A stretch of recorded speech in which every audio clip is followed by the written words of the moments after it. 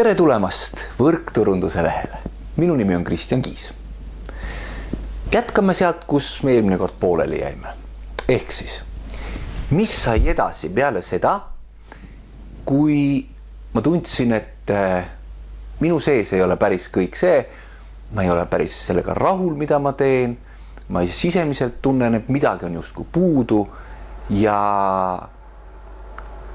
peale seda, kui ma olin nüüd läinud järgmisesse ettevõttesse, alustanud seal tegevust, esimese asjana, mida mina tegin, oli see, et ma tegin kuidas ma ütlen, ma võtsin enda jaoks ühe kindla sihi või sellise eesmärgi, et ma teen teisiti. Mida ma mõtlen sellega, on see, et ma ei tee enam seda ainult sellepärast, et kiiresti saada tulemusi ja et teha. Vaid ma tahaks olla inimestele eelkõige sõber number 1 ja number 2, alles siis konsultant või nõuandja või infoandja. Sest nüüdsel ajal tehes müüki, inimesed, nad näevad sind läbi.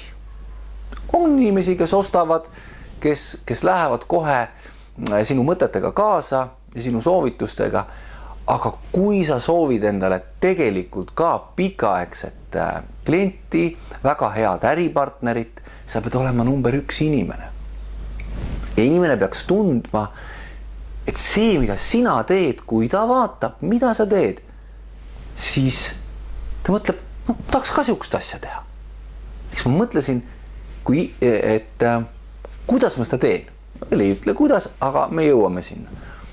Ja ma tegin vähehaaval rahuliku tempoga, tutvustasin inimestele uusi võimalusi, uute äripartneritega ja võtsin kohe algusest endale sellise hoiaku, et nagu ma olen uus inimene, täiesti võrkturundus elukutse on täiesti uus minu jaoks.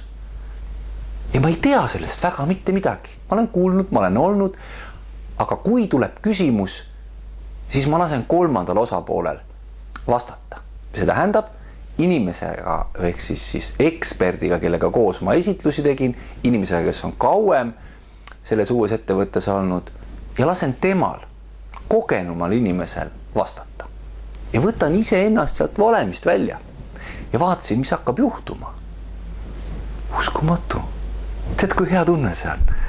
Sina saad rääkida oma sõbraga nagu sõbraga. Sa ei pea mõtlema, et kas ta nüüd ostab või ta nüüd ei osta või mida ma järgmiseks ütlen. Sa räägid temaga ja küsid neid küsimusi, mis sul nagu, mida sa loomulikult teeksid. Ja kui sul on mingi tehniline küsimus või kui sul on mingi toote või teema koha peal, siis vastab see ekspert sinu kõrval. Sina oled inimene, kes lihtsalt vaatab, vaatleb ja õpib kõrvalt. Ma panin ennast sellise, õpipoisi rolli. Lihtsalt, et kuidas oleks tunne, kui ma alles alustaksin. Väga vahva tunne on. Soovitan proovida. Ja asjad hakkasid muutuma. Meil on sellised peolaadsed kokkusaamised, ehk siis kus tutvustatakse ja räägitakse ja ollakse niisama ja seal on, ütleme, et kohvi, tee ja vesi ja nikid-nakid laua peal ja siis on niisugune hästi väikene osa, kus räägitakse siis võimalustest ja me nimetame seda peoks. On niisugune väike pidu, kus sa tahad tulla, seal on avatud inimesed, räägime paarist uuest võimalusest ja tutvustan sind uute tuttavatega.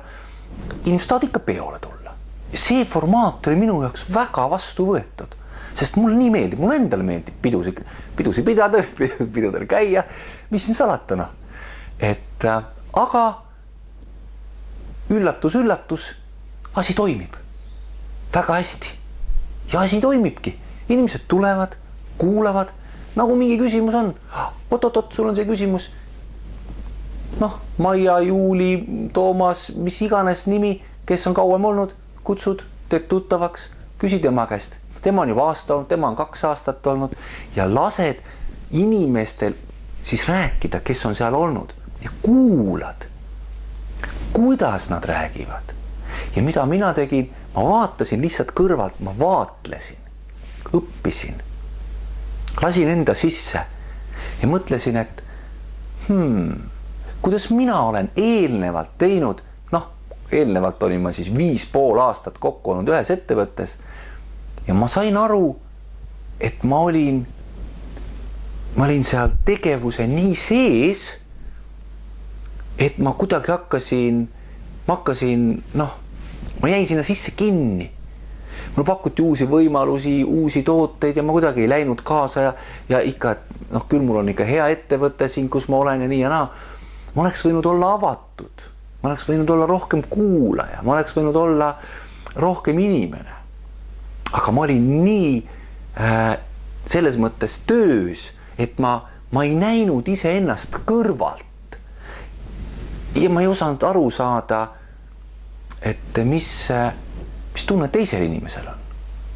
Ja vot see oli järgmine samm, mis sai minule väga heaks õppetunniks. Ei pea kogu aeg ise superstaar olema. Lase inimestel rääkida, kuula, õpi, ole kõigepealt ise inimene, siis tunned ennast poole paremini. Ja see oli järgmine samm, mis siis toimus. Nüüd edasi on see, et juhtus midagi ja mina läksin kaduma peaaegu aastaks ajaks.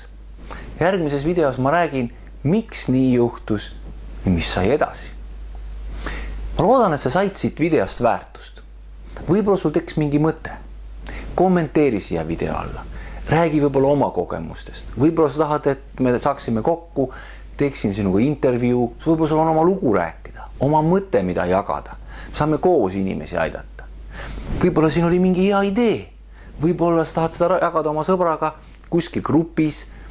Kui sulle meeldis video, paneb meeldib. Kui meeldinud, ütle, kindlasti vajuta subscribe, jälgi mind. Kui sa tahad alati saada selliseid nagu meeldetuletusi, kui uus video välja tuleb, vajuta seda kellanuppu seal subscribe nuppu kõrval. Et aitame koos seda elukutset edasi. Just mina olen taas jälle ellu ärkamas. Ma loodan, et sina ka. Aga minu soov sulle on, et ka sina sooviksid saada professionaalseks võrkturundajaks, sest et meil on parem tulevik. Lähme ja räägime sellest tervele maailmale. Mina tänan.